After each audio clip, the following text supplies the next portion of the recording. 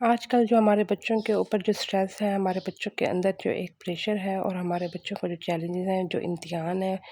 وہ بہت زیادہ ہیں، اور سوشل میڈیا کی وجہ سے ڈیٹا بے شمار ان کی طرف آ رہا ہے، اور دنیا میں جو کچھ ہو رہا ہے انہیں نظر آ رہا ہے، جس کی وجہ سے وہ ایک کمپیٹیو سوسائٹی کریٹ ہو رہی ہے۔ اس کے علاوہ اور بہت سی چیزیں ہیں، ہماری تہذیب، ایسی صورت میں بہت زیادہ ضروری ہے کہ ہمارا تعلق بچوں کے ساتھ کمیونیکیٹ کا لیول بہت اسٹرانگ ہونا چاہیے، یعنی یہ کہ بچہ یا بچوں کو ہم اتنا کانفیڈنس دے دیں کہ باہر اس کے ساتھ جو کچھ بھی ہو وہ شام کو آئے آپ کو بتائے، اس خوف کے بغیر کہ مجھے تھپڑ پڑے گا، مار پڑے گی، گندی سے گندی بات، غلط سے غلط بات جو باہر ہوا ہے وہ شام کو ڈی فریز کر دیں۔ پیرنٹس روزانہ کی بنیاد پر ہر وقت نکالیں جس سے بچے سے بالکل دوستی کی طرح بناتے ہوئے پہلے اپنا بتائیں، آج میں نے یہ کیا، آج میں نے کچن میں کھانا کھایا، یہ کیا، اور اگر والد ڈیوٹی سے آتے تو یہ کہ آج میں نے دفتر میں یہ کیا، پھر میں نے دفتر میں یہ کیا، یہ بات ہوئی ہے، تو بچوں گھر کے اندر ایک روٹین ایکٹیویٹی بنا دی جائے کہ بچے سارا دن کا خوف آپ کو بتائیں۔ یہ تبھی ممکن ہوگا والدین کا مزاج بنا ہوا ہو کہ جب بچے نے پہلی دفعہ غلط بات بتائی اور آپ نے اس کے منہ پر تھپڑ پڑ گیا ہو، پہلی دفعہ اس نے غلط بات بتائی ہو تو اس پر تھپڑ پڑ گیا ہو، اس کا مطلب یہ ہے کہ آپ نے کمیونیکیشن کے سارے راستے بند کر دیے۔ اب یہ ضروری نہیں ہے کہ وہ تھپڑ کی وجہ سے غلط کام کرنا چھوڑ دے گا، وہ غلط کام ضرور کرے گا لیکن آپ کو بتائے گا نہیں، وہ اس طرح چلاک بن جائے گا۔ تو یہ بہت ضروری ہے کہ بچوں کے درمیان کمیونیکیشن بہت اسٹرانگ ہو، اور اس کے ٹیکنیک یہ ہے کہ بچے کے بارے میں ججمنٹ نہ ہو، بچے کی عزت نفس کو مجروح نہ کرے۔ اگر بچہ فضول سی بات بھی کر رہا ہے تو اس کو سنیں، اس کو انیلائز کریں، اس میں جو اپنا پیرنٹنگ میٹورنگ رول ہے اس کو بہت زیادہ انٹیلیجنٹلی پلے کریں۔ ہو سکتا ہے آپ کسی کی بات سن کر اسے پابندیاں لگائیں، اس کو کسی ڈسپلن میں لے کے آئیں، کچھ چیزیں سے اس کو منع کر دیں، کچھ اس کے پوائنٹ کو چینج کر دیں، یہ ایک الگ بات ہے اور یہ ہمیں کرنا بھی چاہیے، لیکن بات یہ ہے کہ وہ بچہ اس کی عزت نفس کو مجروح نہ ہو، وہ آپ کا دوست بنے گا، آپ کو اپنا مینٹور بنائے گا، آپ کی عزت کرے گا، آپ کے خوف کی وجہ سے برائی سے نہیں بچے گا، آپ کی محبت کی وجہ سے برائی کرنا اس کے لیے ممکن نہیں ہوگا، یہ کرنا چاہیے۔ اگر ہم یہ نہیں کریں گے تو اتنا باہر کا چیلنجز ہیں، بہت آپ اپنی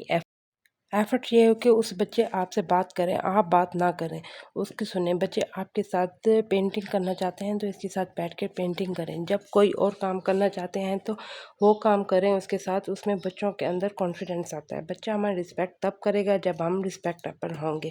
اس وقت اس قابل ہوں کہ وہ ہماری رسپیکٹ کریں۔ تو دیکھیں ہمارا گھر کا ماحول بچوں کے ساتھ کیسا ہے، بچوں کے ساتھ اچھا ماحول بنائیں، پھر انشاءاللہ سب کچھ اچھا ہوگا۔ جیسے بچے چاہ رہے ہوتے ہیں ہمیں بچوں کے ساتھ ویسے ہی کرنا چاہیے،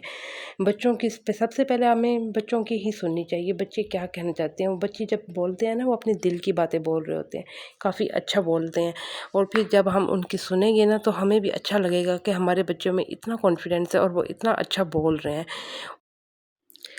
اور بچوں کو ٹیوشن سے خدا را بچوں کی ٹیوشن سے جان چھڑائیں۔ دیکھیں میں نے اپنی بیٹی کو خود ہی گھر میں اسٹڈی کرواتی ہوں، ٹیوشن والی جو باجی ہوتی ہے وہ اپنے کاموں میں لگی ہوتی ہے، بچے نیچے گرم فرش میں گرمیوں میں نیچے بیٹھے ہوتے ہیں، اسے کوئی پرواہ نہیں ہوتی، وہ اپنے کاموں میں لگی پڑی ہے، موبائل چلا رہی ہے، کوکنگ کر رہی ہے، اور ہمارے بچے کو ڈانٹ پیٹ کے پڑھا رہی، لکھو گے، یا کسی اور بچے کے ذمہ لگوا کے لکھوا کے بھیج۔ یہ میں ٹیوشن میں نے اس کو بھیجا تھا، وہ کچھ اس طرح کی رائٹنگ لکھوا رہی تھی جو کہ مجھے بالکل نہیں پسند آ رہی تھی،